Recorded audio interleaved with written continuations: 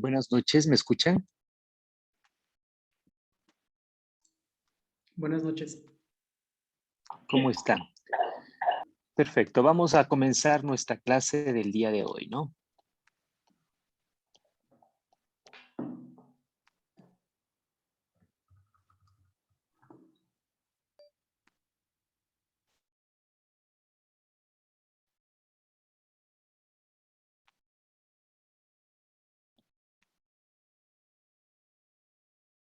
Perfecto. Ayer habíamos hablado acerca, bueno, de lo que es una estructura piramidal en los niveles de organización de la evidencia y también habíamos hablado algunos aspectos en cuanto a la calidad de la evidencia. Cabe mencionar que en esta parte de la calidad de la evidencia, si podemos nosotros aumentar un nivel más acá abajo, podríamos hablar de lo que sería o de lo que es la experiencia o la opinión de expertos, ¿no? Entonces, miren, la opinión de expertos, el consenso de profesionales, de una u otra forma se convierten en la última parte de lo que corresponde a la calidad de la evidencia. Entonces, cuando ustedes busquen información, ¿no es cierto? ¿Qué es lo que más peso van a tener ustedes en cuanto a la evidencia científica? ¿Qué dicen ustedes? ¿Qué es lo que van a buscar más? Metaanálisis y revisiones sistemáticas.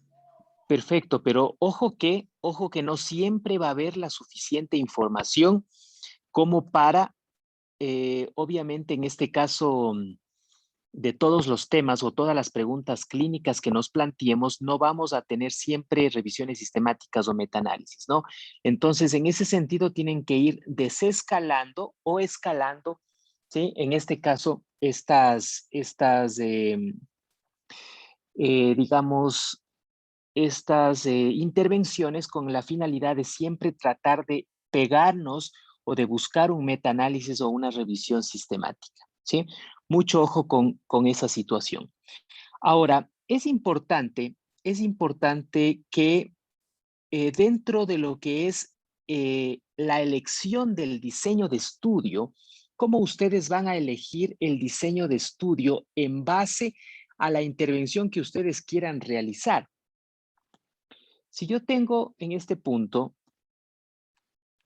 cómo escojo el diseño de estudio en base a la investigación que quiero plantear? Es una de las preguntas que como investigadores yo muchas veces nos planteamos. Y ahora, ¿qué tipo de estudio me planteo para hacer esta investigación?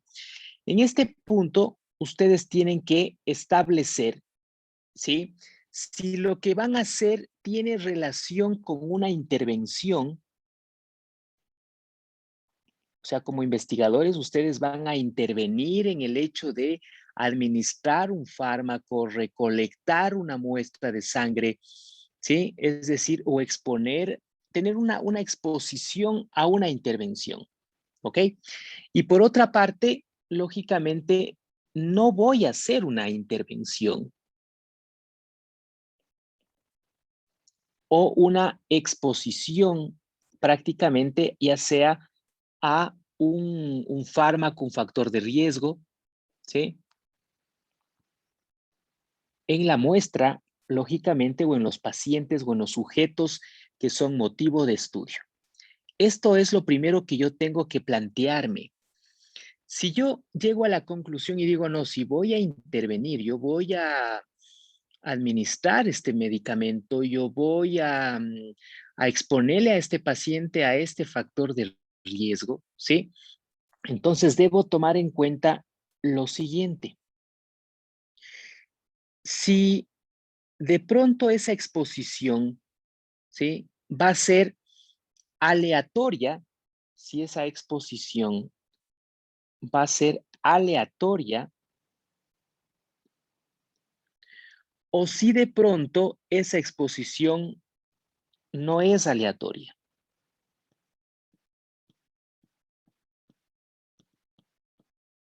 O randomizada, que de una u otra forma también es una especie de sinónimo, ¿no? ¿Esa exposición es aleatoria o no es aleatoria? Si no es aleatoria, si no es aleatoria, ¿sí? Entonces, aquí se trata de un ensayo clínico, ¿sí? Aquí hay un ensayo clínico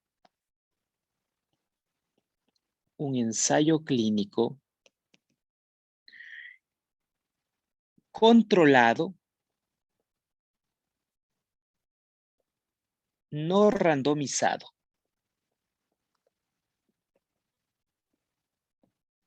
¿sí? Por otra parte, si la exposición, ¿sí? Si la exposición es aleatoria,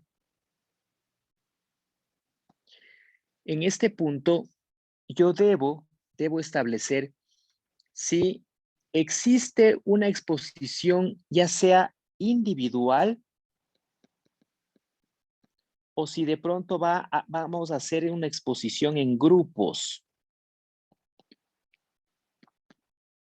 individual o en grupos. ¿Sí me están escuchando? Sí, doctor. Ya, perfecto.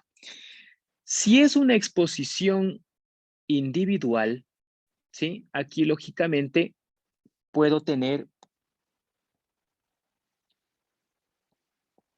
a mis RCTs, ¿sí?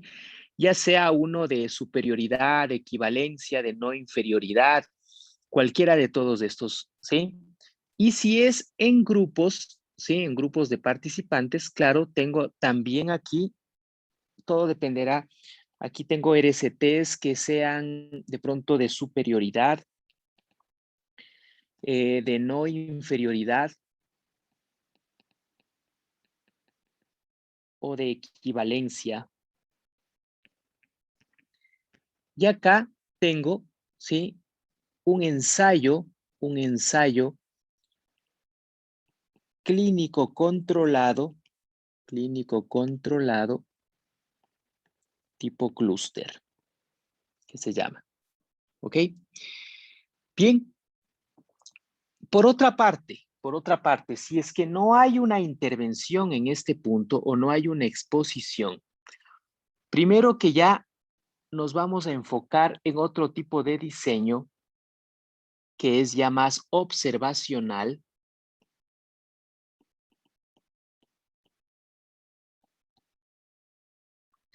Y aquí, de igual manera, dependerá si la observación corresponde a individuos, o sea, de forma individual, o en este caso, grupal. Cuando hablo de grupal, ¿sí? O de grupos, se trata o debo plantearme un estudio ecológico.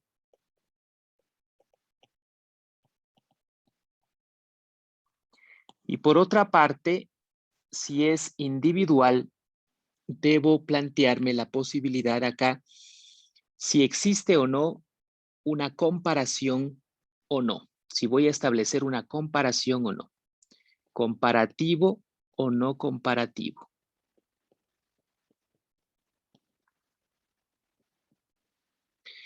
Si voy a establecer o no voy a establecer una comparación, simplemente se tratará de un estudio de caso.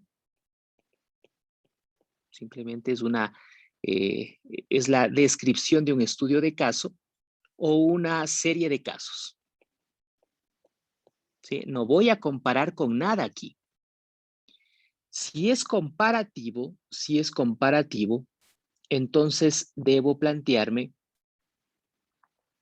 si es comparativo, si voy a tener o voy a partir de lo que es una exposición, si en este caso, de un riesgo a una enfermedad o de una enfermedad a un riesgo, ¿sí? O simplemente establecer exposición y riesgo al mismo tiempo, o sea, en un momento dado. Si es de riesgo a enfermedad, ¿sí? Entonces aquí yo hablo de lo que sería un estudio de cohorte,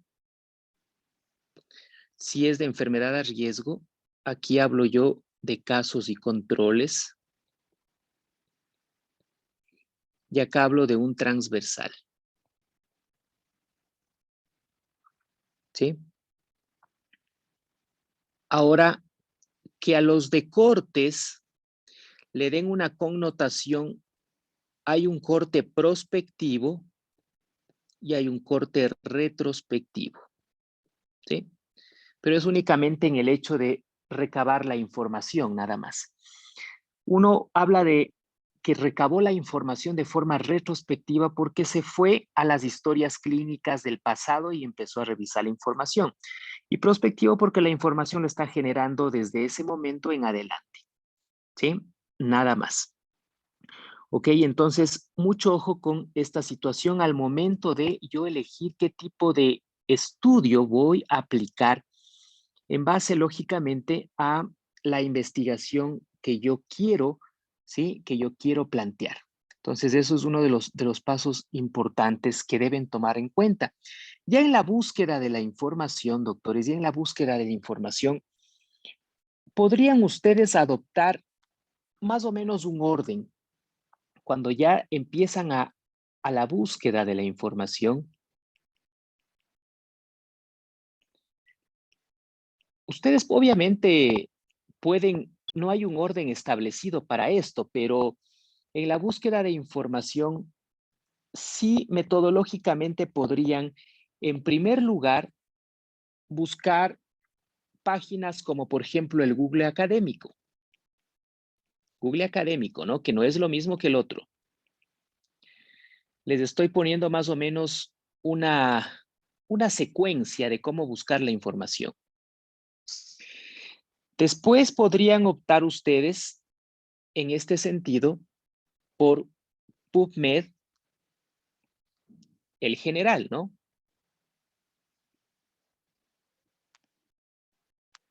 Como una segunda, si no encontraron en Google Académico, van a una segunda, a un segundo motor de búsqueda. Después, si no encontraron acá lo que querían, pueden buscar ya en PubMed Clinical Queries. ¿Me están escuchando, doctores? Sí, doctor. Ok. Tienen aquí un tercer paso. Si no encontraron acá, ok, pueden establecer ya en una base de datos o ya una biblioteca estilo Cochrane.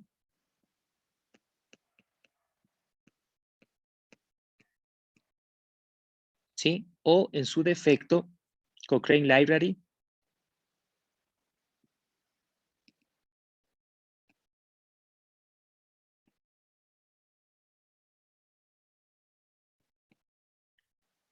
Después pueden optar, ¿sí? En este sentido, ya por buscar ya en algunas bases de datos o en unas guías, por ejemplo, las guías NICE, ¿sí? Pueden también buscar en el Access de la McMaster.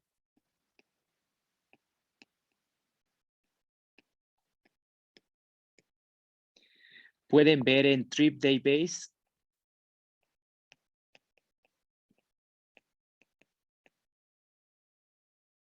¿Sí? Por ponerles algunos de los ejemplos que pueden ustedes optar. 5, ¿sí? Y en este sentido, llegar a lo que sería el UpToDate o el Dynamed. Si nosotros vamos en cuanto a la estructura 6S, ¿sí? Obviamente aquí la pirámide está invertida, ¿no? Más o menos este sería un orden ¿qué de pronto se podría seguir en cuanto a la búsqueda? Ahora, claro, muchas veces vamos directo nosotros al UpToDate o al Dynamite, ¿no es cierto? Aquellos sobre todo que ya tienen una suscripción, pero más o menos así o en ese orden sería una estrategia de búsqueda de la información en la cual ustedes pueden, y aquí se cumple justamente esta estructura del 6S que les había mencionado en este punto, ¿sí? Sino que como les decía, aquí está un poco invertido la pirámide en esta estrategia de búsqueda. Si ustedes ya son expertos en búsqueda, lógicamente pueden ya saltarse cada uno de estos pasos y pasar directamente allá sumarios, porque realmente son sumarios este UpToDate y el Dynamite. Si conocen ustedes, bueno, el UpToDate entiendo que sí conozca la gran mayoría. ¿Han escuchado del Dynamite?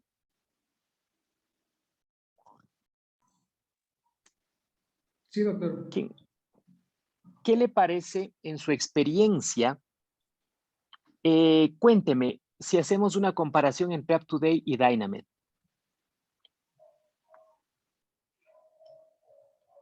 Creo que en Dynamite hay mucha más información que en UpToDate. Pero ¿en qué difiere? ¿En qué difiere? O sea, porque hemos leído ambos, ¿sí?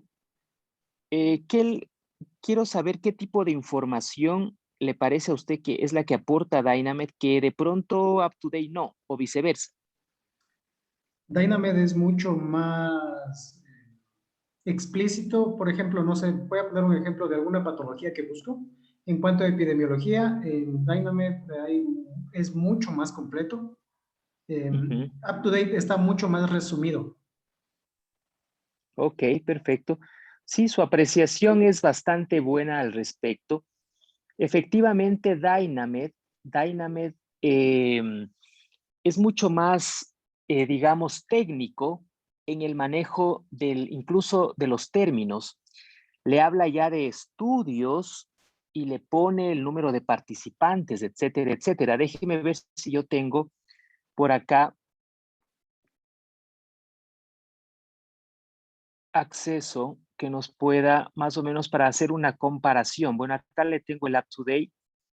Entonces, claro, nosotros ponemos, si estamos viendo la pantalla, Sí, doctor. ya.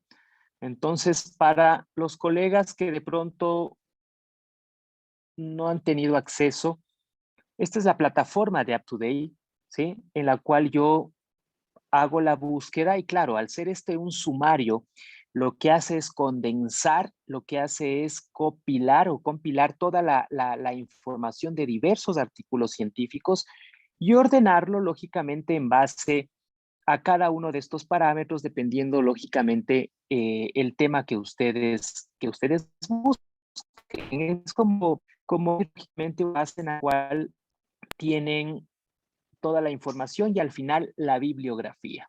¿Ok?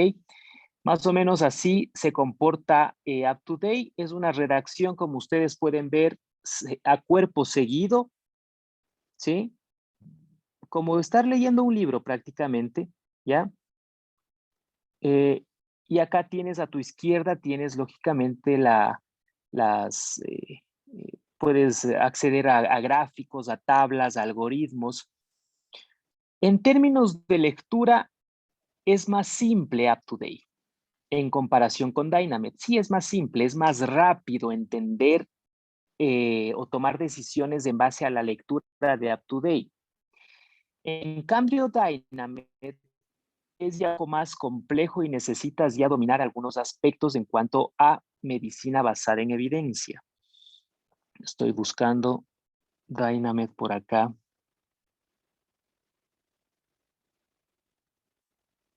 Hay otra aplicación que es buena, que es esta de Medscape también, ¿no?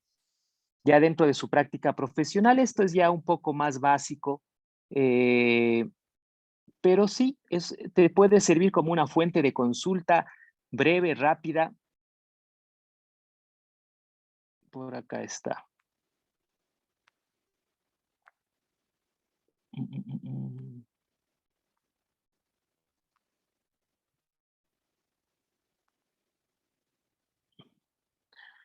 Bueno, esta es más o menos la plataforma que obviamente ustedes, bueno, ahorita se me está descargando un contenido, no la he tenido actualizada acá.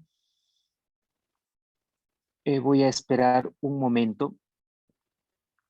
Pero sí, efectivamente, entre estas dos es como su compañero lo ha definido, que en Dynamo esperemos que se me descargue y les voy a indicar cómo está la plataforma de Dynamo. Dynamo es mucho más técnico. Te habla y te dice que en tal estudio retrospectivo o prospectivo o en tal revisión sistemática con 17,000 pacientes, o sea, te habla en ese sentido, ¿ok? A mí al menos ya, claro, para toma de decisiones rápido con el paciente, en la cabecera del paciente, yo opto por UpToDate, pero si ya quiero una lectura más profunda, ya en un debate, en un congreso, para armar una presentación, un documento, un artículo científico, por ejemplo, ya Dynamed prefiero antes que UpToDate. Claro, los dos terminan siendo elegidos en su momento, pero voy primero con Dynamed. ¿Alguna duda hasta acá, compañeros?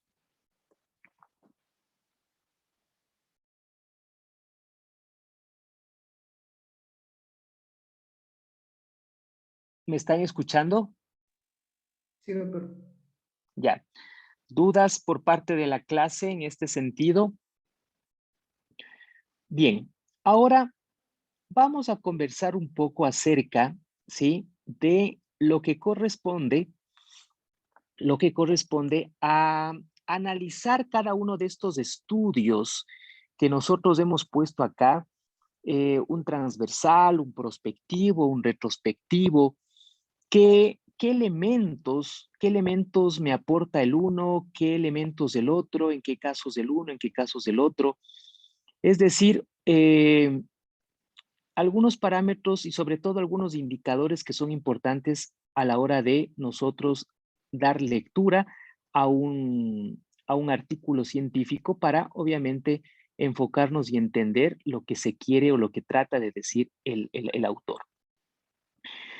Vamos a empezar por los estudios de corte, ¿sí? Los estudios de corte.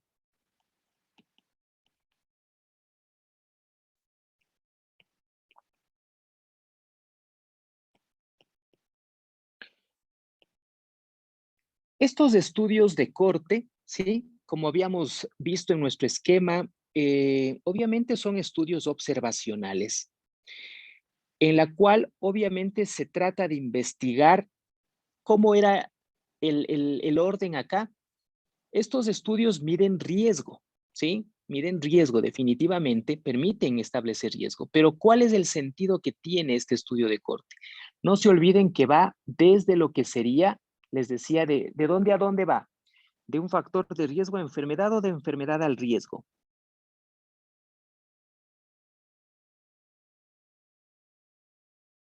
¿En qué sentido van? De riesgo a enfermedad. Perfecto, vamos desde lo que es un factor de riesgo a la enfermedad. ¿Sí? Entonces, eso primerito tienen que conocer, primero, ¿sí? Aquí el investigador parte de un factor de riesgo y establece si ese en el tiempo, si ese factor de riesgo se asoció o no se asoció con una enfermedad, ¿sí? Mucho ojo con eso, ¿ok?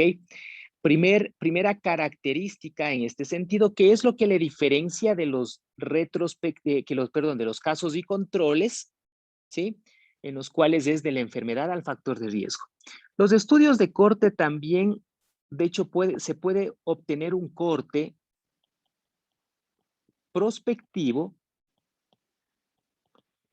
o pueden ser de corte retrospectivo. ¿Ok? Pueden ser en estos dos sentidos. ¿De qué depende de cómo fue obtenida la información? Les decía. ¿Sí? Aquí, por lo general, los sujetos, ¿sí? Los sujetos se eligen o son elegidos o deben ser elegidos en base a la representación, o sea, deben representar a toda la población, a todo el universo, como ya conocemos cuando se hace el cálculo, obviamente, de una muestra. Ahora, en este sentido, ¿cuáles son los detalles que hay que tomar en cuenta aquí? ¿Cuándo usar estos estudios? Estos estudios de corte, por lo general, se utilizan cuando la exposición de una enfermedad, es rara. Cuando la exposición de una enfermedad es rara, ¿sí? O sea, los factores de riesgo, ¿sí? Aquí son raros realmente. Segundo, cuando de pronto resulta un poco imposible o no ético, ¿sí? Cuando resulta imposible o no ético, sería el exponer a sujetos, lógicamente, a un factor establecido, ¿no? Cuando, qué sé yo sí sé que, o si voy a investigar los efectos de fumar o del alcohol, sí, en este sentido, sí, es necesario establecer justamente este diseño para saber los riesgos que de pronto pueden existir por el hecho de fumar o el hecho de beber alcohol. Cuando el número de sujetos que es necesario, ¿sí? Por lo general es demasiado grande, ¿ya? Ahí podemos utilizarlos también.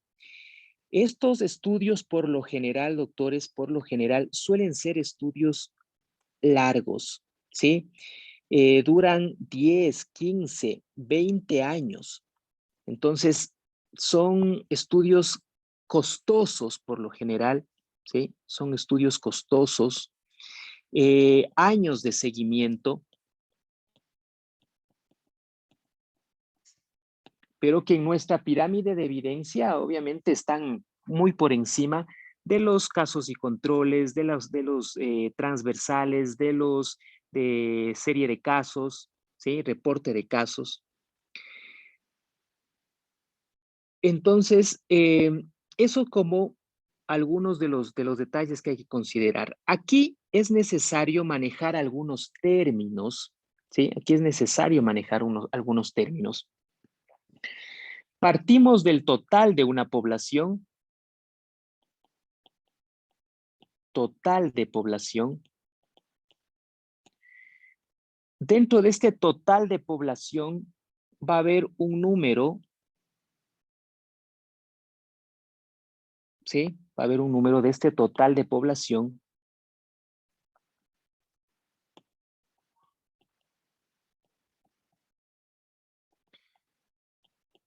que presentan, ¿sí? Que presentan la enfermedad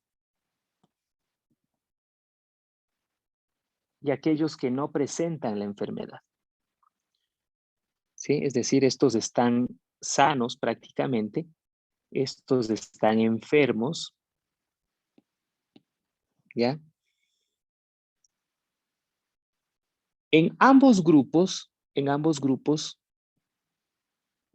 yo voy a tener los que están expuestos y los que no están expuestos a mi factor, obviamente, de riesgo en este sentido, ¿sí? No se olviden que este estudio de corte puede ser un estudio de corte prospectivo o un estudio de corte retrospectivo, ¿sí? Pueden ser o puede dividirse también en ese sentido. Si yo ya traslado esto a una tablita de contingencia que se llama, ¿sí? O tabla de 2 por 2, ¿ok? Yo voy a tener por una parte, ¿sí? Por una parte yo voy a tener acá a los que están expuestos, ¿sí? Y acá a los que están enfermos. Tengo sí, no. Esta tabla se llama una tabla de contingencia, ¿sí? O tabla de 2 por 2, así se le denomina a esta tabla. Vamos a poner como D1 la D de enfermedad, ¿no? Y la H de saludables, que en este caso serían los sanos. Bien.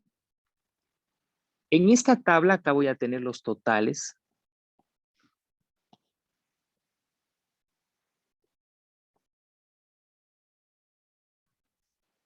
Ok. Tengo un total acá. Bien. Y para el cálculo, obviamente, de las diferentes, en este caso, medidas que son necesarias, ¿sí? Vamos a aplicar las siguientes fórmulas en este caso, ¿no? Deben ustedes conocer lo que es, por una parte, el riesgo, ¿sí? El riesgo relativo en estos estudios, ¿ya? Y por otra parte, conocer también lo que es el riesgo relativo absoluto, ¿sí? Que también es importante conocer en estos casos, o lo que se conoce como diferencia de riesgo.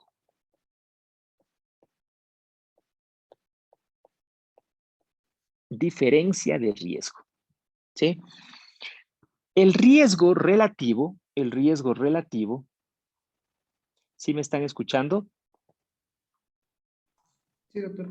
Ya. Sí, sí, doctor. Ok. ¿Qué es esto de el riesgo relativo? ¿Sí? No es sino, en este caso, ¿sí? Vamos a poner un ejemplo, el riesgo de morir por cáncer, ¿sí? O muertes relacionadas con el cáncer. En el riesgo relativo, yo tengo que esto es igual al riesgo, por el ejemplo que les di, el riesgo de mortalidad en los fumadores, ¿sí? Dividido para el riesgo de mortalidad en no fumadores.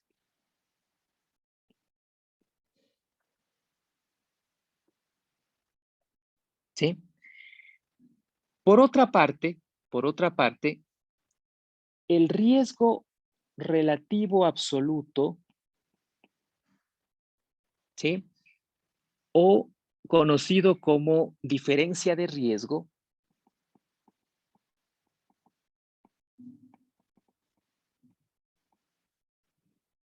aquí voy a tener yo el riesgo, ¿sí? Por una parte, el riesgo de,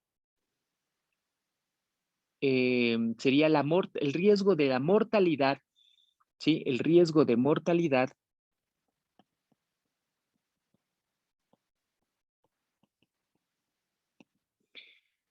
en fumadores dividido, ¿sí?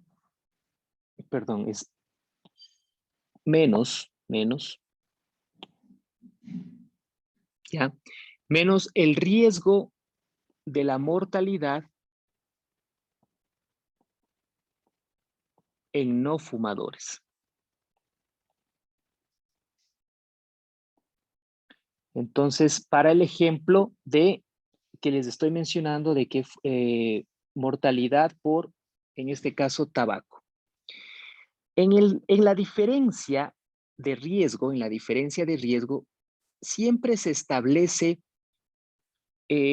por un número de habitantes y aquí es por 100,000 habitantes. ¿Sí? Por 100,000 habitantes. Entonces, por ejemplo, vamos a poner un ejemplo en el hecho de que Todos conocemos que fumar definitivamente afecta a nuestra salud.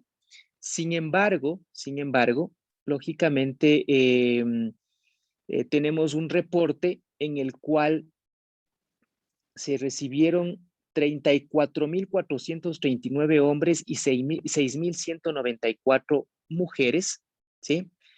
Las observaciones en cuanto a la mortalidad definieron a inicios de noviembre de 1951 hasta el 2001, ¿sí? A través de un seguimiento aproximadamente de 40 años, y se vio lógicamente un incremento en el riesgo de la mortalidad en aquellos pacientes que fumaban y relacionados al cáncer de pulmón, así como también a una enfermedad cardíaca isquémica. En la investigación que ellos encontraron, se estableció, vamos a ponerle los siguientes datos que les estoy mencionando acá. Riesgo de mortalidad para los fumadores habituales de 209, y acá tengo de 14, ¿sí? Ellos calculan en este caso 14.93 como un riesgo relativo, ¿sí? Y una diferencia de riesgo que le ponen 209, en este caso menos 14, y obtienen en este punto 195 por 100.000 habitantes. Ya vamos a ver un poco más la fórmula de dónde sale todo esto, ¿no? ¿Qué quiere decir este riesgo relativo? El riesgo, ¿qué es? ¿Quién me dice qué es un factor de riesgo? ¿Quién me puede más o menos indicar esa situación o de lo que se acuerde? ¿Qué es un riesgo?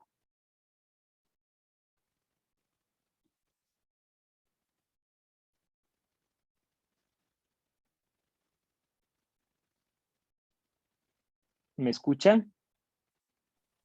Sí, doctor. Ya. ¿Quién me cuenta? ¿Quién me dice qué es un riesgo?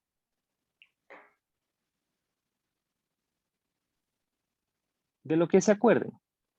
Puede ser una actitud o una actividad que realicemos que puede desencadenar una posible enfermedad. Bueno, puede ser. ¿Quién más? ¿Quién más nos cuenta qué es un riesgo?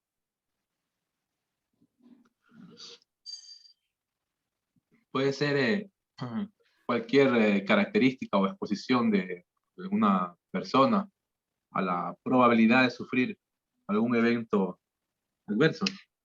Ok, sí, exactamente. Un riesgo no es otra cosa sino una característica, ¿sí? Una característica que lo que hace es justamente aumentar, ¿sí? Aumentar la probabilidad justamente de padecer o de sufrir una enfermedad, como lo ha definido correctamente en este caso el compañero.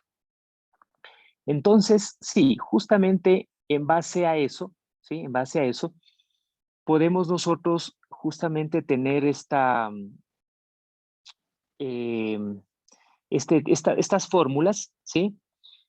Hay otros libros que establecen que el riesgo relativo no es otra cosa sino hablar de una incidencia de los expuestos, ¿sí? Dividido para la incidencia de los no expuestos. ¿Ok?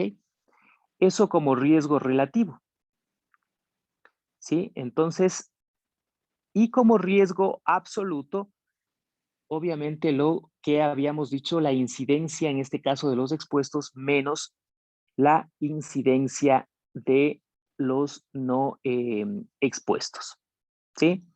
Entonces, ojo con esa terminología que es necesaria entenderla. Ahora, si nosotros vamos a nuestra tabla de 2×2, en la letra que ustedes le pongan, pueden ponerle A, D, lo que sea, A, B, C, D, ¿sí? Si yo tengo mi riesgo relativo, ¿ya? Mi riesgo relativo, perdón, mi incidencia sería aquí. Mi incidencia en expuestos es igual, ¿sí? A A sobre A más B.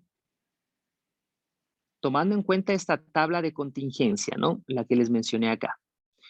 Y mi incidencia en no expuestos, que es igual a C sobre C más D. Estas fórmulas son necesarias para que ustedes puedan hacer los cálculos ya en los diferentes casos que se les vayan presentando o en las diferentes investigaciones. Entonces, riesgo relativo no es otra cosa sino incidencia en expuestos, o sea, esto para esto. Si yo lo quisiera poner ya en una fórmula un poco más completa, resultaría que el riesgo relativo es igual a ¿qué? A A sobre A más B, y esto dividido para C sobre C más D. ¿Sí? Ojo con esa, digamos, fórmula que les va a permitir a ustedes justamente establecer los casilleros donde ustedes tienen, ¿no? Entonces, por lo general, en la parte de acá, en esta parte, suele ponerse la condición, la enfermedad, el gol estándar, dependiendo del tipo de estudio, ¿no? Que ustedes vayan a hacer. Y acá el factor de riesgo. Sí, no, sí, no. ¿Sí? Más o menos esa suele ser la distribución. ¿Sí? Entonces, supongamos, me dice, en este caso, un ejemplo, vamos a ponerle acá arriba, sería cáncer de pulmón. Cáncer de pulmón, ¿ya? Y acá el fumar, que sería, perdón, el factor de riesgo que sería fumar. ¿Sí? Entonces tenemos esta condición, ¿ya? Más o menos siempre en las columnas, ¿sí? En la columna se pone ya sea la enfermedad, se pone ya sea la prueba gol estándar, ¿ya? Se pone el resultado, Mientras que en la fila se pone, en este caso, el factor de riesgo, la prueba a comparar, ¿sí? Lo que yo estoy investigando realmente. ¿Ok? ¿Está clara esta fórmula?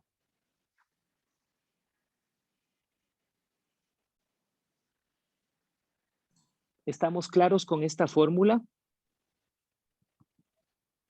Sí, doctor. Ya, aquí simplemente lo que ustedes tienen que hacer es cambiar, qué sé yo, al analizar el artículo científico, ustedes van a ver y van a decir, qué sé yo, el número de pacientes que desarrolló cáncer de pulmón y estuvo y fumó fue de 25. ¿Ya? Estos cumplen con la condición sí, sí. Es decir, sí fumaron y sí hicieron cáncer de pulmón. Resulta que los que fumaron, ¿sí? Sí fumaron, pero no hicieron cáncer de pulmón, fueron 2. Los que no fumaron e hicieron cáncer de pulmón, 5. Los que no fumaron y no hicieron cáncer de pulmón fue 1. Ya, por ponerles un ejemplo. Y siempre los totales, por favor, se van poniendo. Aquí sería 27 la suma, acá sería 6, acá sería 30, acá sería 3, ¿sí? Entonces se van poniendo los totales. Esto es importante porque hay estadísticos como el chi cuadrado que parte justamente de estos totales y de estas tablas de contingencia o tablas de 2x2. ¿Sí? ¿Cómo interpreto yo esto? Acá, por ejemplo, me dio 14.93. ¿Cómo yo hago una interpretación en este sentido? ¿Sí? ¿Cómo hago yo una interpretación de esto? ¿Quién me dice?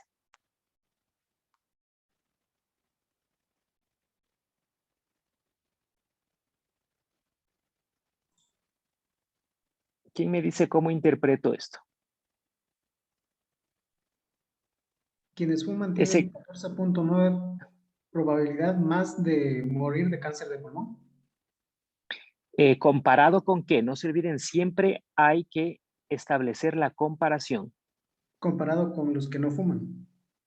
Ok, comparado con los que no fuman. Efectivamente, esa es la interpretación en este caso, ¿no?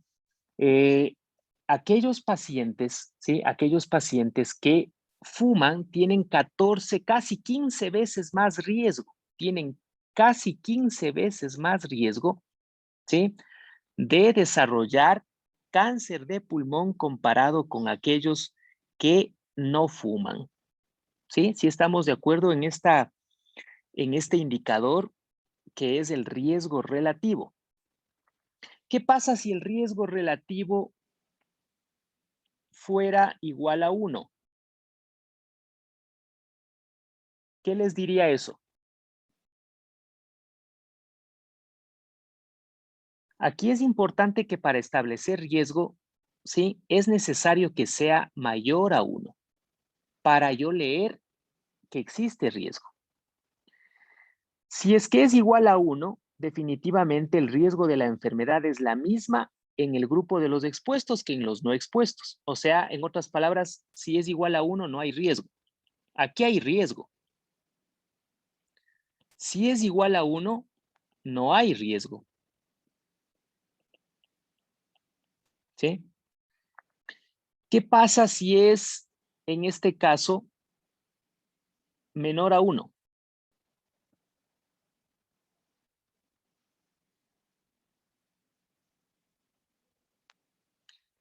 Si es menor a 1, más bien se convierte ya no en un riesgo, sino en un factor protector, doctores. ¿Ok? Por ejemplo, supongamos existe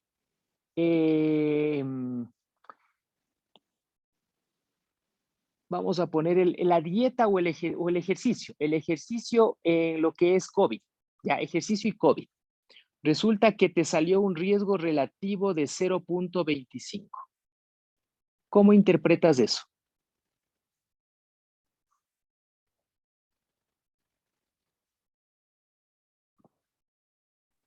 De que el ejercicio es un protector para evitar que te agraves por COVID. Sí, pero ¿cuánto? Ya, aquí es importante lo siguiente. Primero que para ustedes, estas medidas estadísticas, esta, ojo que estoy en los decortes, ¿no? En el decorte, yo voy a buscar RR. Ojo con esto. RR aplica para los decortes. Independientemente si es decorte prospectivo o retrospectivo. OR aplica para casos y controles. Esto es clave, doctores. Razón de prevalencia u odds ratio de prevalencia aplica para los transversales. ¿Qué pasa si yo estoy leyendo un artículo científico y obviamente está diseñado como para en el cual el investigador está estudiando factores de riesgo y quiere saber si da una enfermedad, ¿no es cierto? O sea, prospectivo, ¿no es cierto? Es decir, perdón, cortes, ¿sí? Y resulta que ustedes se topan con un OR. ¿Qué pasa? No se olviden, cohortes, factor de riesgo a la enfermedad. Casos y controles, enfermedad al factor de riesgo. O sea, parto de la enfermedad y busco cuáles fueron los factores de riesgo. Acá, en cambio, parto del factor de riesgo y busco la enfermedad que produjo. ¿Sí? ¿Qué pasa si yo en un estudio de casos o de cortes me topo que el investigador utiliza el OR? Está mal diseñado el estudio. Eso ya de por sí a mí me queda la duda. O sea, ¿cómo en uno de cortes voy a expresar ORs? No, ¿sí? Entonces, pilas con eso. Es parte de una lectura crítica, ¿sí? Haya escasos y controles, entonces él tiene que usar ORs. Y todos estos tienen que ir de la mano, ¿sí? Todos estos indicadores tienen que ir de la mano con el intervalo de confianza, doctores, y el valor de P, ¿sí? Una P menor a 0.05 si es que obviamente el intervalo de confianza está al 95%, que suele ser lo más común. Para yo aceptar estos aspectos que les estoy graficando acá, para yo aceptar esto, yo debo, doctores, no solamente basarme en el indicador y de entrada decir, ya, aquí hay un RR de 10, entonces aquí tiene 10 veces más riesgo. No, este es el primer paso. El segundo paso es ver cómo está P. Y el tercer paso es ver cómo está el intervalo de confianza, doctores. Cuidado. Esto que les estoy enseñando es clave. A veces en los congresos, obviamente, si no manejamos el lenguaje, estos términos, tranquilamente nos van metiendo gato por liebre al exponer los resultados. ¿Sí? Entonces, esto es una cosa, ¿ya? Esto es una cosa, pero una vez que has analizado esto, te vas a P. Y la P tiene que ser menor de 0.5, ¿sí? Y tú tienes que decir, bueno, ¿y esos resultados con qué intervalo de confianza trabajaron? Ya, del 95%. ¿Y cuál es el valor de P? El valor de P es de 0.0002. Ya, perfecto. ¿Y el intervalo de confianza de ese riesgo relativo cuál es? Tú le preguntas así al que está exponiendo y automáticamente sabe, si no, pues él sabe. ¿Por qué? Porque para yo interpretar esto como ustedes lo están haciendo, yo debo cumplir con estas otras dos características, doctores, que la P esté menos de 0.05 y que el intervalo de confianza se encuentre en rangos de riesgo, en este caso, porque es más de 1. ¿Sí? Me explico. Yo puedo tener un RR en este sentido, 10, con un intervalo de confianza al 95% que va de 3 a 12. Ojo que este valor de 10 tiene que estar contenido dentro de este parámetro, ¿no? O sea, tiene que estar contenido. Y con un valor de P o mayor a 0.05, mayor. ¿Ustedes creen que, a ver, y voy analizando y digo, a ver, el riesgo relativo perfecto de 10, muy bien. Supongamos que para esta investigación, para el mismo ejemplo, cáncer de pulmón y tabaco. Yo no me puedo aventurar y lanzar así de golpe y decir, no, pues, el fumar, bueno, obviamente voy a decir que no, todos sabemos ya que el fumar produce cáncer de pulmón, pero voy a decir, a ver, supongamos que sea un factor de riesgo que no esté tan conocido y que yo no sepa los resultados, obviamente, en el tiempo. Y aquí yo me puedo apresurar y voy a decir, sí, efectivamente, qué sé yo, bueno, el ejercicio físico o las personas que no hacen ejercicio físico tienen 10 veces más riesgo de COVID. Yo no me puedo apresurar así de golpe. Yo tengo que analizar cuál es el valor de P y el intervalo de confianza. Entonces digo, a ver, ¿cómo está mi valor de P? El valor de P es mayor a 0. No, pues no. En este caso, no cumple con el requisito. Y por este valor, yo digo, no hay o no existe diferencia estadísticamente significativa. entre hacer ejercicio y COVID-19. No existe, si han escuchado esa parte de los artículos donde dice existe o no existe diferencia estadísticamente significativa, ¿no es cierto? Todos hemos leído, ¿sí? Esa parte. Basta con que no se cumpla uno de estos, entonces no, esos resultados o esto no puede ser aplicable, ¿sí? No hay una diferencia estadísticamente significativa. ¿Estamos claros? ¿Alguien que tenga una duda ahí? ¿Alguna duda? ¿Qué pasa si yo tengo, si me escuchan? Sí, doctor. Ya, ¿qué pasa si yo tuviera esto? Entonces digo, a ver, el RR es de 10, el intervalo es menos de 0.05, perfecto, cumplió con el otro indicador. Y ahora voy al intervalo. El intervalo de confianza está más de 1 porque es riesgo, más de 1 sí está. Está contenido en el intervalo, 10 está por acá, ¿sí? Entonces cumple los 3 requisitos. Ahora sí yo puedo decir existe diferencia estadísticamente significativa, es decir, efectivamente, quien hace ejercicio o quien no hace ejercicio tiene hasta 10 veces más riesgo de tener COVID-19, ¿sí? Pero analizando, doctores, esos 3 elementos, ¿sí? ¿Estamos? ¿Qué pasa? Ahora puede pasar lo siguiente. El valor de P sí está ahí, sí está así, pero resulta que el intervalo de confianza me da de 0.5 a 12. ¿Qué les parece ese intervalo de confianza? ¿Ambos son más de 1?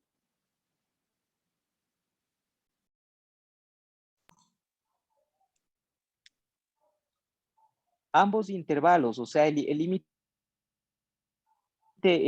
inferior, ¿es mayor a 1 o no? No. ¿El límite superior es mayor a 1? Sí. Ya, cuando tú tienes ese antagonismo, donde uno de los dos no es mayor a 1, porque estás analizando riesgo, insisto, ¿sí? Entonces, ya no cumple,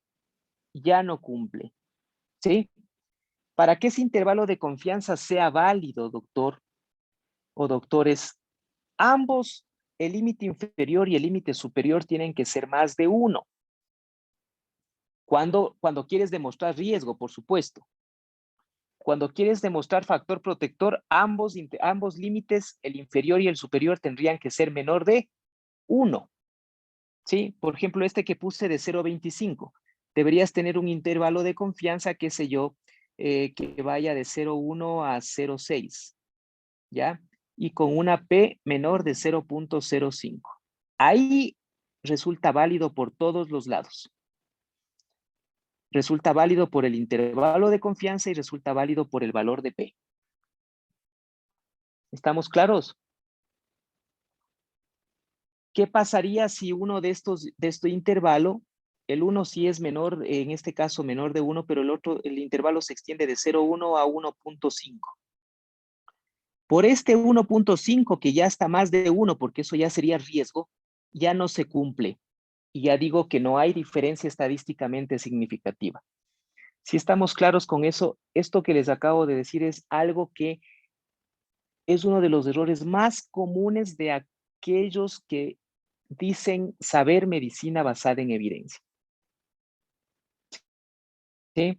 Que no solo analizan los indicadores, el riesgo relativo, el odds ratio, analizan el número de pacientes a tratar, pero no analizan el intervalo de confianza y no analizan el valor de P. Y ahí está el error, porque con P mayor a 0.05 le están dando el valor a ese RR o a ese OR que no tiene. ¿Estamos claros?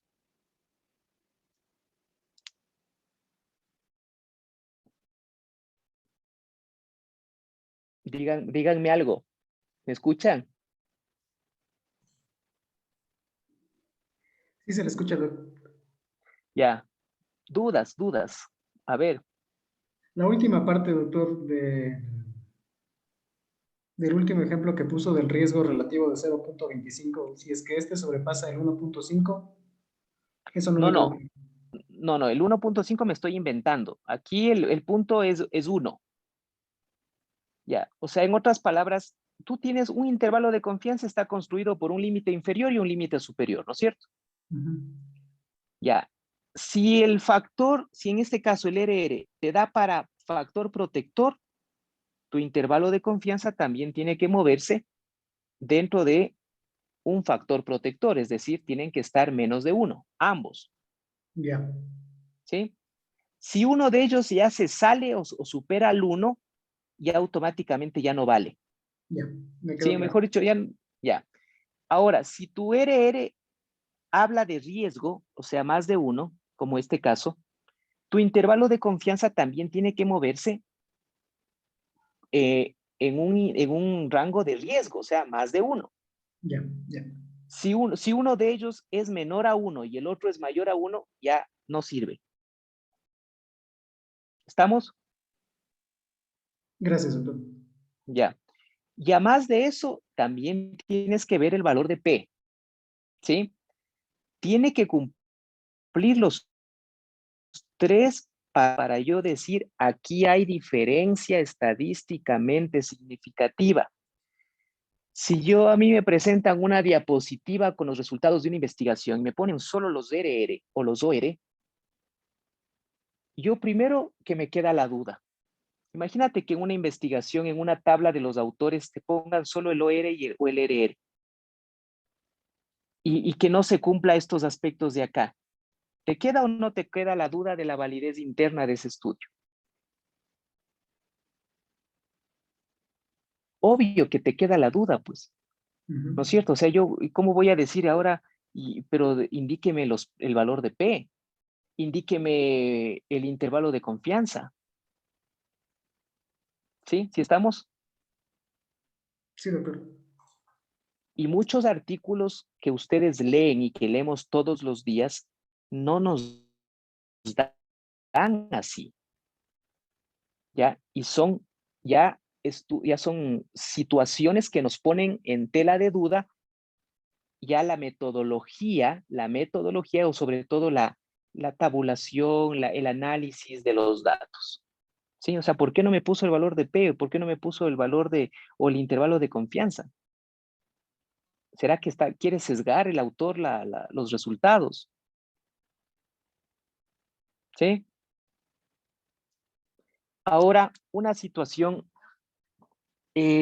cuando es más de uno, está fácil la interpretación, ¿no es cierto? Porque si está más de uno, les decía, eso es riesgo. Ahora, ¿qué pasa con el RR que yo tenía de 0.25? ¿Cómo interpreto esto?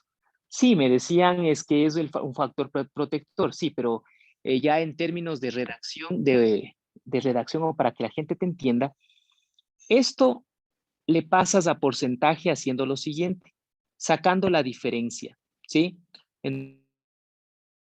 Entonces, quiere decir, como es un factor protector, ¿sí? Supongamos te salió así en la dieta y el COVID, o en el ejercicio y el COVID.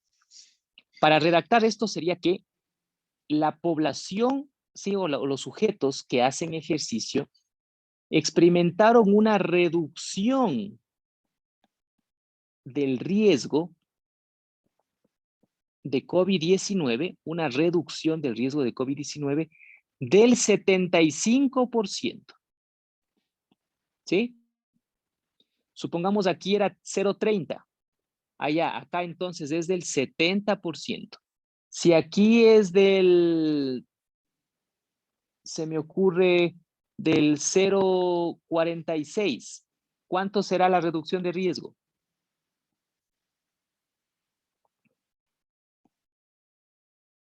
54%. 54%. Sí está claro cómo interpretamos cuando es un factor protector. Sí, doctor. ¿Ya? Por eso les decía, y aquí ya como es factor protector, ya se habla de reducción del riesgo. ¿Sí? Ojo con eso. Ojo con eso. ¿Ya? Preguntas hasta acá. Cuando es más de uno, no hay problema. Uno habla en términos de hay un, en este caso, el fumar o las personas que fuman tienen hasta 10 veces más riesgo de tener cáncer que quien no fuma. Perfecto, fácil. Ahora, cuando es un factor protector, ¿sí? Ahí hablamos de, qué sé yo, en el ejemplo de la dieta y el COVID. Quien tiene una dieta saludable tiene o la reducción del riesgo de COVID-19 en una persona que se alimenta saludable es del 54%. Te reduce el riesgo más bien, o sea, te protege. ¿Sí? ¿Estamos? Milton, ¿sí o no?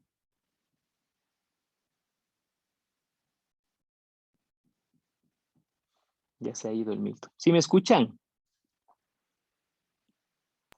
Sí, doctor. Ok. Ahora, a este 0.46, ¿qué más tengo que verle para yo hacer ya, para empezar a soñar en estas cosas? Para empezar a hacer la interpretación, ¿qué más debo verle a este 0.46? El intervalo de confianza y el valor de P. Perfecto. Intervalo de confianza y el valor de P. El valor de P tiene que ser menor ¿a qué? 0.05. Ya. Y el intervalo de confianza para este caso. Menor a 1 del rango. Tiene que ser menor a 1, tanto el límite inferior como el límite superior, ¿no es cierto? Entonces, qué sé yo, de 0.2 a 0.8. Ya, se me ocurre. Si estamos, ¿qué pasa si yo tuviera por acá 0.2 y por acá 1.2? No es válido.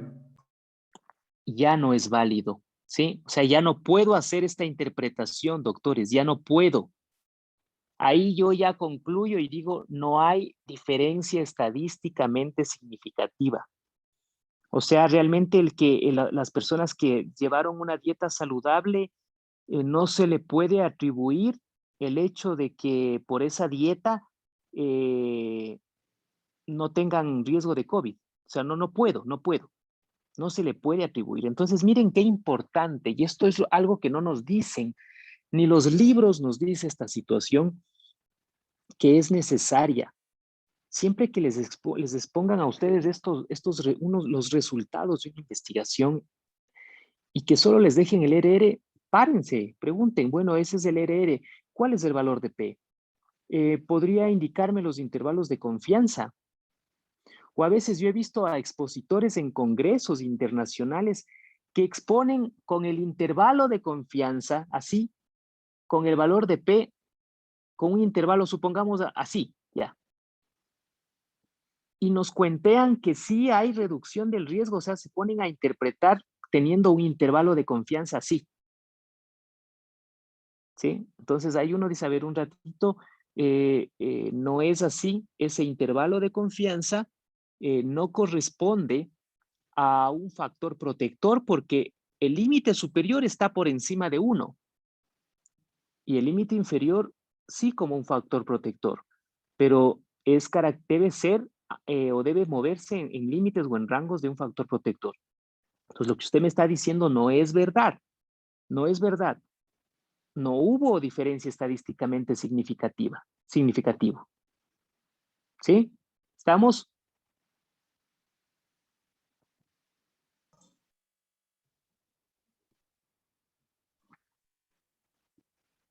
¿Estamos o no estamos, doctores? Sí, doctor. Ya.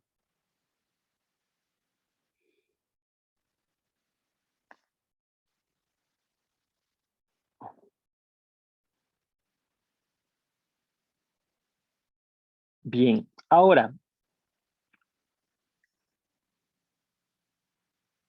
vamos a ver esto dentro de los estudios de cortes, como les decía, hay el corte retrospectivo, prospectivo, igual se tiene que usar, tienen que usar el RR, ¿sí? Cuidado, no es el OR aquí, no es el OR, tengan mucho cuidado.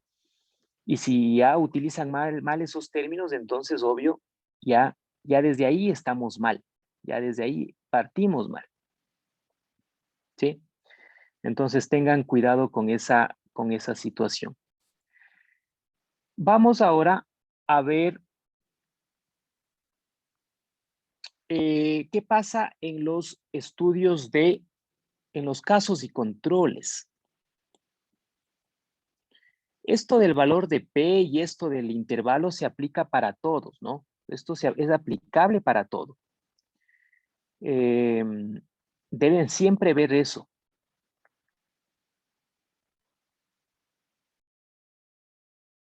Ok, en los casos y controles, sí, en los casos y controles, si partimos de igual manera, A, B, C, D, ¿sí? Aquí no se olviden que yo voy desde lo que es la enfermedad al factor de riesgo, ¿sí? Ojo con eso. Aquí entonces yo tengo la enfermedad, tengo el factor de riesgo, ¿sí? Aquí se calcula lo que se conoce el odds ratio o la razón de momios, ¿sí? La razón de momios no es otra cosa sino igual al momio de casos dividido para el momio de no casos. ¿Y a qué es igual el momio de casos? El momio de casos es igual a A sobre C y el momio de no casos es igual a B sobre D.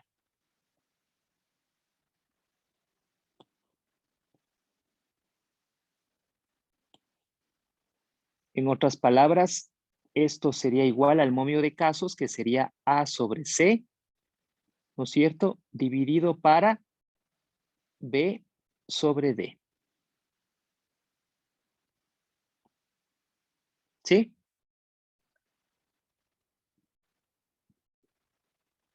¿Estamos?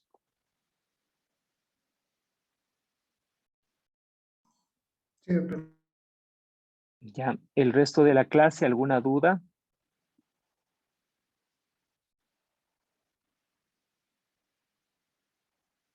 No por el momento. Ok, listo. La interpretación, doctores, es la misma. ¿Sí? La diferencia es que aquí se llama odds ratio, ¿ya? O razón de momios. Pero la interpretación es la misma. Es decir, si es más de uno es riesgo, si es menos de uno es un factor protector, ¿sí? Y en este caso, si es uno, prácticamente la probabilidad de la enfermedad es la misma en los expuestos que en el grupo de los no expuestos. ¿Sí? Aquí tengo que hablar de expuestos, no expuestos. ¿Ok? Y aquí también tengo que ver el valor de P y también tengo que ver el intervalo de confianza y también debe ser en ese sentido que les había biológicamente conversado. ¿Ok? ¿Puedo decir que el odds ratio y el riesgo relativo es igual, es lo mismo?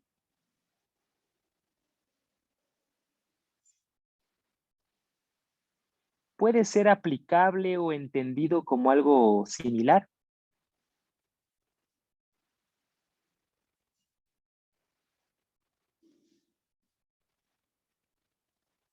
¿Qué dicen ustedes?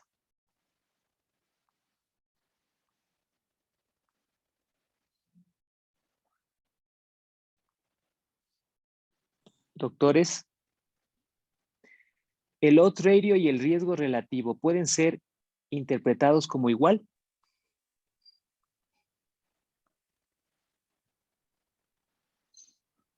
Yo Yo pienso entiendo que que no. sí.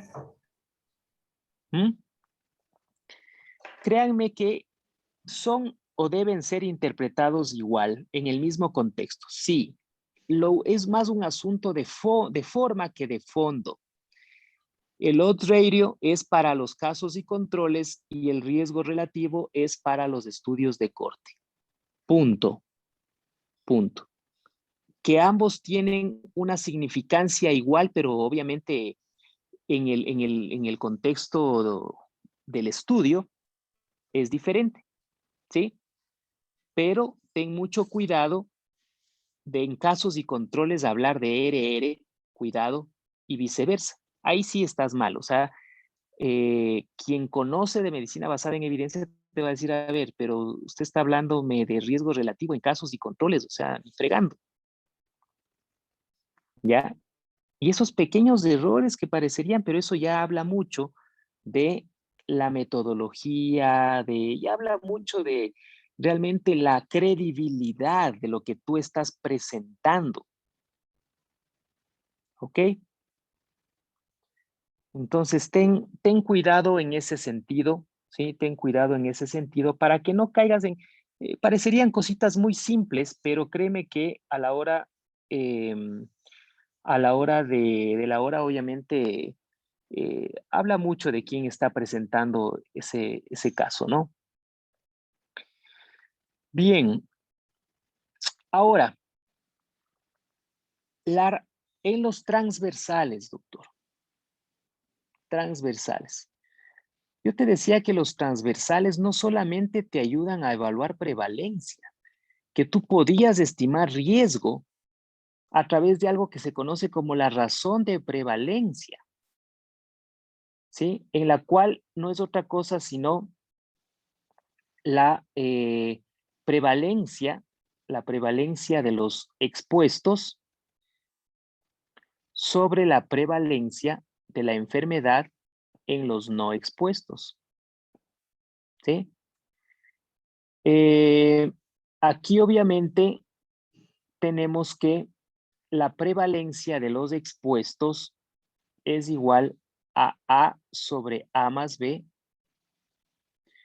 y la prevalencia de los no expuestos es igual a C sobre C más D. ¿Sí? Partimos igual A, B, C, D. ¿Sí? Acá tengo, en este caso serían los casos o el factor y acá sería la exposición hasta cierto punto o lo que estás comparando. Sí, no, sí, no. Por ende, la razón de prevalencia es igual a ¿qué? Prevalencia de la enfermedad en los expuestos para los no expuestos. En otras palabras, es A sobre A más B dividido para C sobre C más D. ¿A qué es igual esto?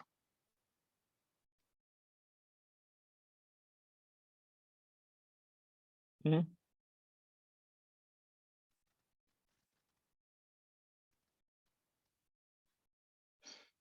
¿A qué les suena eso?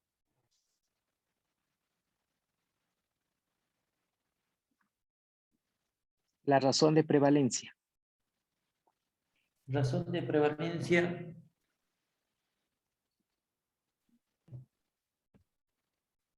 Sí.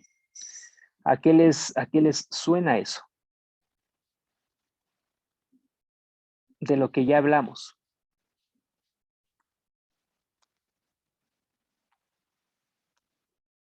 Esta razón de prevalencia que les decía, ¿sí? Ojo, nos ayuda o sirve para lo que son los transversales.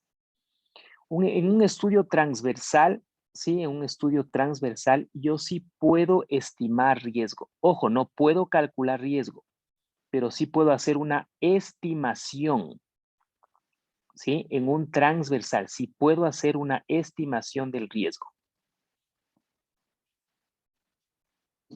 ¿Ok? Entonces, ojo con esta situación, ¿no?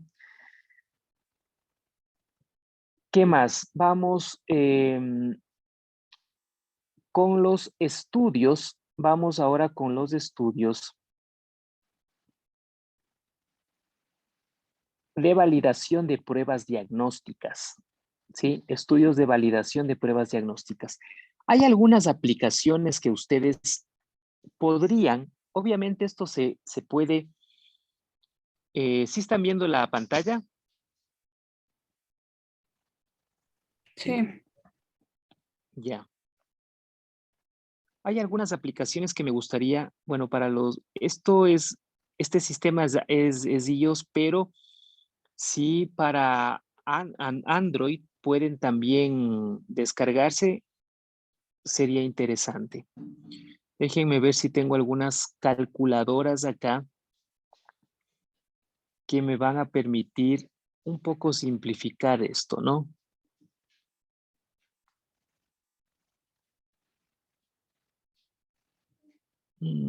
Aquí no tengo. No, no la tengo, no las tengo acá. Pero hay calculadoras médicas que les permiten a ustedes justamente omitir estos cálculos, poner los datos y ya prácticamente tienen ustedes. Déjenme ver si tengo acá.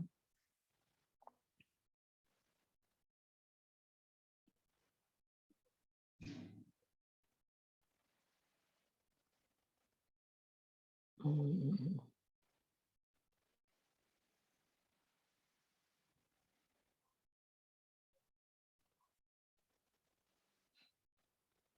no. Les voy a pasar este momento, un link donde ustedes pueden calcular todos estos parámetros. Déjenme ver.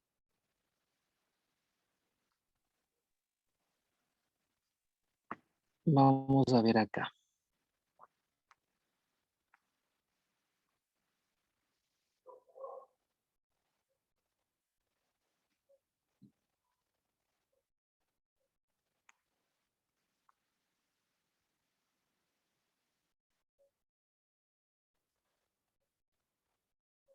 Ya.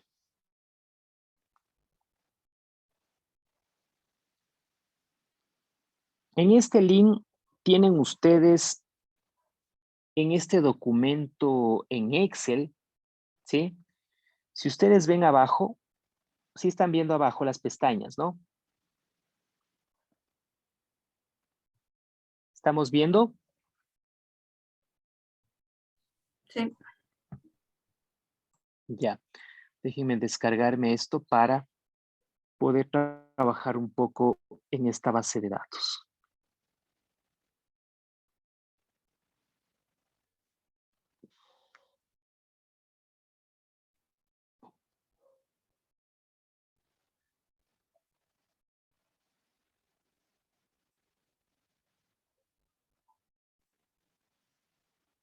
Ya, ¿sí vemos?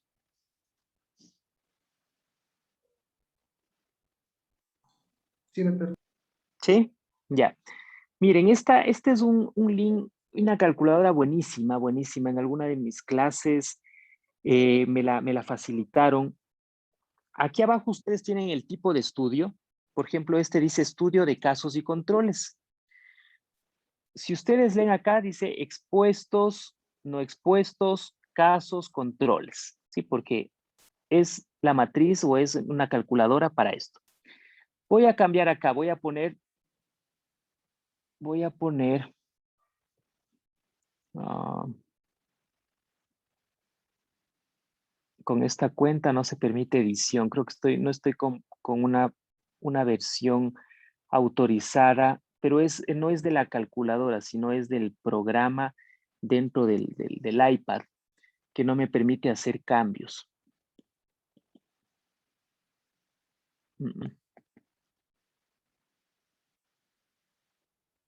Déjenme ver un momento. Esto está largo. A ver, les voy a explicar así. Miren, aquí está para términos del ejemplo, está 12. O sea, llenan los datos, ¿no? En este caso, ¿cuántos expuestos al factor de riesgo desarrollaron la enfermedad cuántos expuestos no desarrollaron y así, ¿no? Y aquí ponen, el rato que ustedes pongan estos valores de acá, el resto hace solito la calculadora. En casos y controles, ¿qué tienen ustedes que calcular? ¿Qué indicador? El odds ratio, ¿no es cierto? ¿Sí? No se olviden de eso. Odds ratio. Casos y controles tengo que ver el OR. Entonces me da el OR de, miren, ¿de cuánto está aquí? Un OR.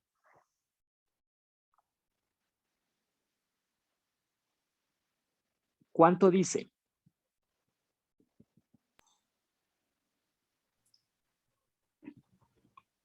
¿1083?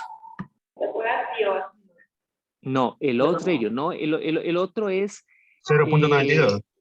Exacto. El odds ratio es de 0.92. ¿Cuál es el intervalo de confianza? Miren, esta calculadora les da hasta el intervalo de confianza.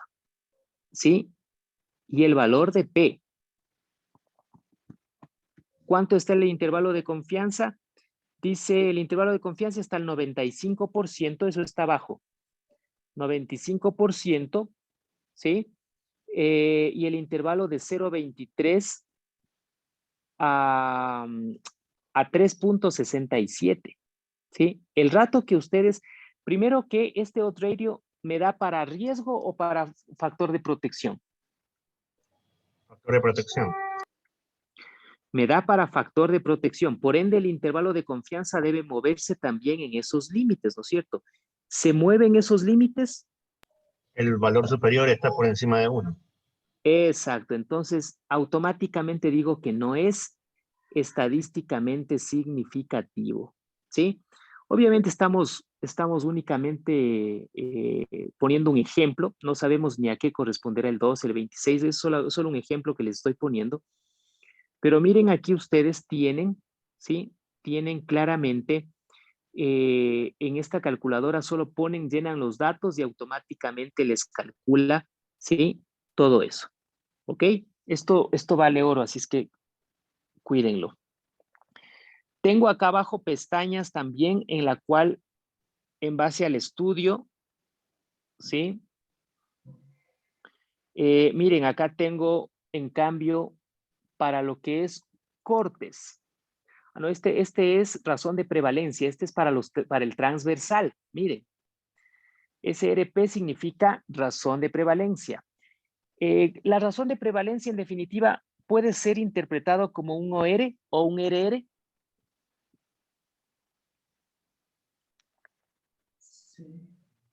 Sí, ¿no es cierto? Pero ¿para qué estudios?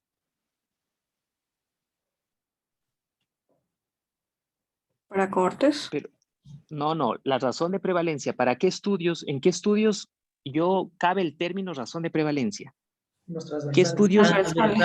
Transversales. Exacto, prevalencia. La prevalencia me da los transversales. Incidencia me da los de cortes. ¿Sí? Entonces, ojo con eso. Entonces, miren, para los de cortes ha sido el RR. Para los casos y controles ha sido el OR. Y para los transversales ha sido la razón de prevalencia. Razón de prevalencia. ¿Sí?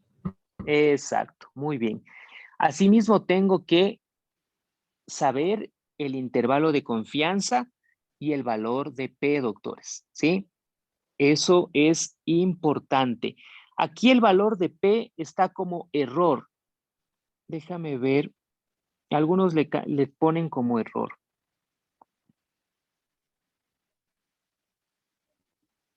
Sí. El valor de P acá no es este de arriba, este es del chi cuadrado. ¿Sí? ¿Sí ven que hay un valor de P ahí? No me permite escribir. ¿Sí ven donde dice valor de P? 0.91. Ya, ese valor de P es del chi cuadrado, no es el valor de P del odds ratio, ¿sí? No se confundan. Los valores del odds ratio están acá abajo donde está señalado el 95%. ¿Sí? El que dice error arriba, ese es el P, ¿sí? Ese es el valor de P del odds ratio. No se confundirán con el de arriba. Si estamos, ese valor de P es el valor de P del chi cuadrado. ¿Sí saben para qué me sirve el chi cuadrado? ¿Alguien que me diga?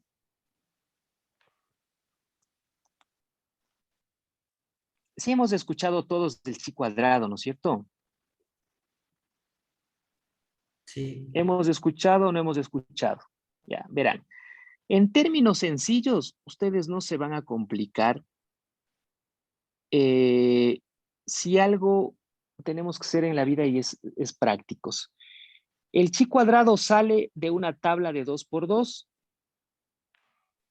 De los totales, vamos a asumir que tengo acá expuestos, no expuestos, ¿sí? Y acá tengo la enfermedad.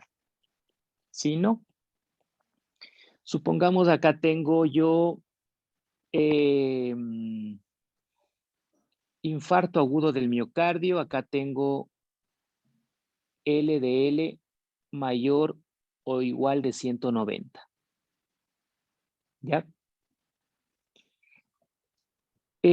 Hago una prueba del chi cuadrado y me sale, supongamos, 3.29 con una P de 0.02. ¿Ya? Aquí en el chi cuadrado solo analizo el valor de P. Aquí sí hay intervalos de confianza, pero aquí aquí lo que me interesa es el valor de P en el chi cuadrado. ¿Sí? ¿Qué querrá decir esto? Aquí no me interesa este 329. Realmente me interesa es el valor de P. ¿Para qué me sirve el chi cuadrado, doctores? El chi cuadrado lo que me permite es establecer relación entre variables. Relación. ¿Qué variables tengo acá?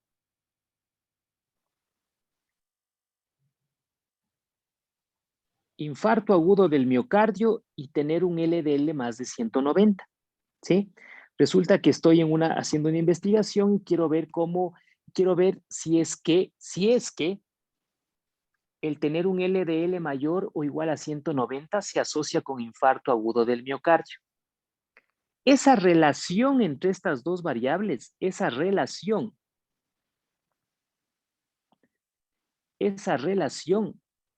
se puede medir con esto que se llama el chi cuadrado.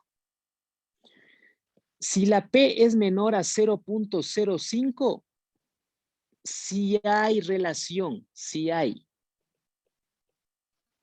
Pero yo no sé qué relación, o a favor o en contra, no sé. No sé, para eso necesito otro estadístico. Si la P es mayor a 0.05, pero ¿la P de qué? ¿La P de quién? El chi cuadrado.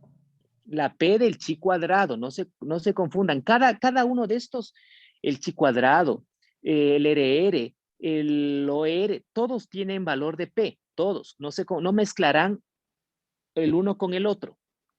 ¿Sí? Pero si la P es mayor a 0.05, no hay relación. Ustedes me dirán, pero ¿qué tipo de relación? No sé, todavía no sabría decirles. ¿Qué una relación a favor o en contra? ¿Quiénes creen, qué otro estadístico me ayudaría a establecer qué tipo de relación en este caso? Ojo que estoy en expuestos, no expuestos, y la enfermedad. ¿Qué tipo con qué otro estadístico sabría qué tipo de relación a favor o en contra? Con el OR o el RR, pues cualquiera de ellos. ¿Sí? Esos ya me hablan diferentes. La interpretación de eso sí me puede establecer qué tipo de relación. O es riesgo o es protección. ¿Sí? Pero el chi cuadrado solo me dice si hay relación, o sea, si están vinculados, si están ligados estos dos. ¿Sí? Si ya el chi cuadrado me da un valor de P mayor a 0,05, ¿ustedes creen que será útil empezar a calcular el OER y todas esas cosas? Si me dice que no hay relación. Ya no. Yo creo que no. Valdría la pena seguirme desgastando en buscar las otras cosas. Ya no, pues doctores, ya no. ¿Para qué si de entrada me dice, estas dos variables no tienen nada que ver? La una está por su lado, la otra está por su lado. No guardan relación, punto, pare de contar. Yo no tengo que hacer más. Para eso sirve el chi cuadrado. ¿Qué les parece? ¿Sabían? Obviamente, los libros no les van a explicar así. ¿Sí? Si la bioestadística se convierte en un problema es por la complejidad del lenguaje que se utiliza. Realmente ese es el papel del chi cuadrado. Ahora, que en base al número de datos que yo tenga acá, utilice chi cuadrado o utilice una T de student o utilice, vean, es lo mismo, solo que el 1 se utiliza cuando acá hay más de 5 elementos en estos cuadraditos y el otro se utiliza cuando hay menos de 5. Pare de contar. Pero a la final la interpretación es exactamente la misma. ¿Sí? ¿Ok? Entonces, ¿está claro para qué me sirve el chi cuadrado? Sí. Ya, el chi cuadrado me ayuda a establecer si esta tiene relación con esta. Si la P es más de 0,05, entonces ya no hay relación, ahí muere el asunto. Esas dos variables no de gana les voy a cruzar porque no tienen nada que ver. ¿Sí? Entonces, miren qué interesante esta situación. Y bueno, ahí nos vamos a quedar el día de hoy. Mañana, por favor, 7:30. Van a tener ustedes la clase de bioestadística, una clase muy intensiva de 7:30 prácticamente hasta las 10:30. ¿Ok? Por favor, aprovechemos esas 3 horas de bioestadística aplicada, que es muy importante. Estoy tratando, obviamente, de darles lo más práctico de la interpretación realmente para que tengamos herramientas al menos básicas para poder leer y poder, lógicamente, interpretar ya en la lectura, una lectura científica, ¿no? De la lectura de un artículo científico. Entonces, mañana nos vemos 7:30 de la noche para esta clase de bioestadística aplicada, ¿ok? Tengan ustedes buena noche. Buenas noches. Gracias, buenas noches.